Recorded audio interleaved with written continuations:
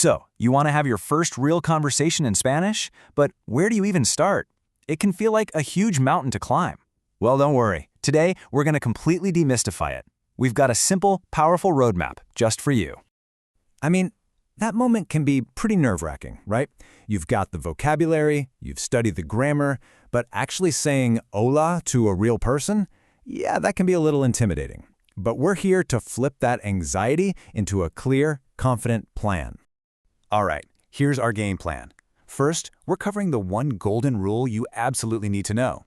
Then, we'll walk through a super predictable three-part flow for any conversation: the icebreakers, setting the scene, and then finding common ground. And to wrap it all up, we'll give you a conversational toolkit for those uh-oh moments. Okay, before we even learn a single question, this is it. This is the foundation, the golden rule. Habla despacio y separado. It just means speak slowly and separately. Look, this isn't about having a perfect accent. It's about giving the other person a chance to actually hear you. Always choose clarity over speed. Let me say it again, just how you should practice it. Habla despacio y separado. Seriously, this one thing will change everything for you. You know, the cool thing is that first conversations in pretty much any language follow a pattern.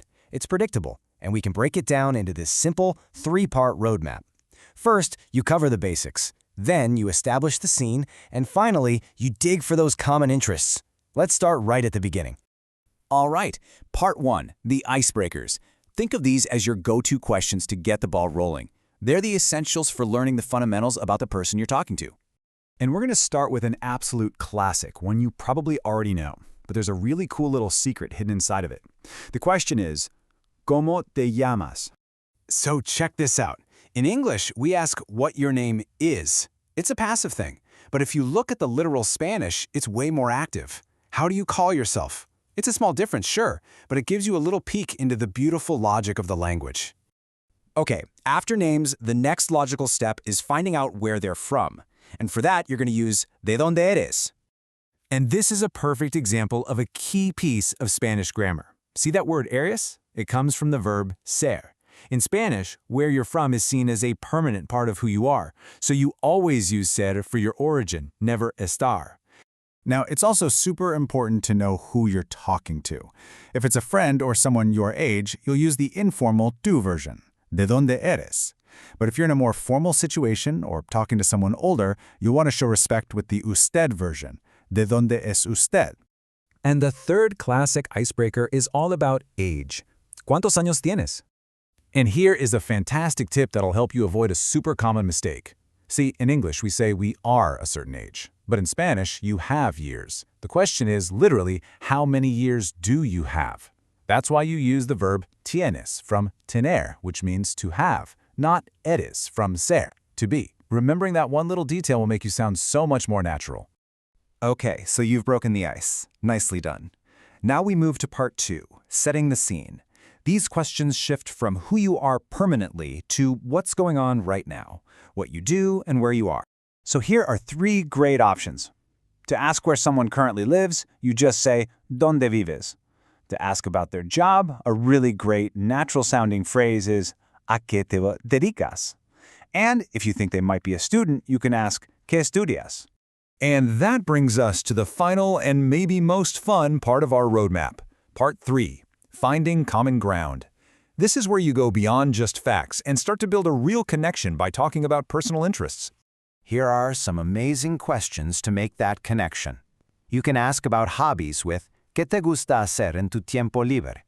A topic that works pretty much anywhere in the world is family or pets. ¿Tienes hermanos o mascotas? And hey, since you're both language lovers, asking ¿Hablas otros idiomas? Is a fantastic way to find something in common. But what happens when you don't understand the answer? What if they start talking way too fast? That is exactly why we have your conversational toolkit. Seriously, think of these phrases as your safety net. They are absolutely essential. These three phrases are conversational gold. ¿Cómo se dice? Lets you learn new words right there in the conversation. ¿Puedes repetir, por favor? Is your go-to if you just didn't catch something. And notice that last one. Más despacio, por favor. Slower, please. See how that ties right back to our golden rule? Asking someone to slow down isn't a sign of failure. It's a sign that you're engaged and that you genuinely want to understand them.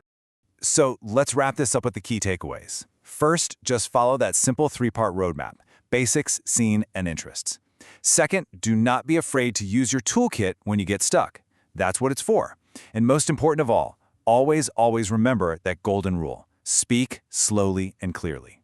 So you see, it's not about being perfect from day one. It's about having a structure and having the tools you need to connect with another human being. You have the roadmap, you've got the toolkit. So the only real question left is, who are you going to talk to first?